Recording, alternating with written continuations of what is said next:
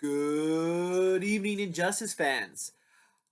Let me say I hope you all had a spooky Halloween, and more than the 15 trick-or-treaters that came to our place in our gated community. Hope the grim darkness of the holiday is over and you are all toasty waiting for that Thanksgiving turkey as you prepare for the second half of Injustice football. That's right, it's still Injustice all the time. And I, your marvelous president, am here to give you all a good talking to in week 8 of the Injustice League. Thank heavens for that sidearm. 3-0. First up in the upset of the century, perennial last place man Irv no longer a perv comes out the gates with an interesting strategy. Give the ball to Pollard and hope for a decent showing from Dak. Well, it was enough because this was a week our reigning champ Jonathan fell for his first loss, telling us what we all long to hear, that yes, a god can bleed. Next up in a banger of a match, that's right, I said banger, we have a tight game that only really became a rout on the last day. Derek comes up swinging with a tremendous showing from his cook, but unfortunately, I decided that running backs were the way to go, with 3 running backs each scoring double digits, and boom, went the dynamite. Maggie continues her slow slide into obscurity.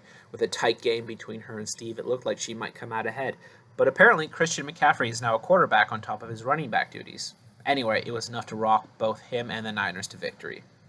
Mateo on a bit of a hot streak after his devastatingly close victory from the week before. Simon put up a decent set of numbers, but too many of Mateo's guys went yard today and ate up the game.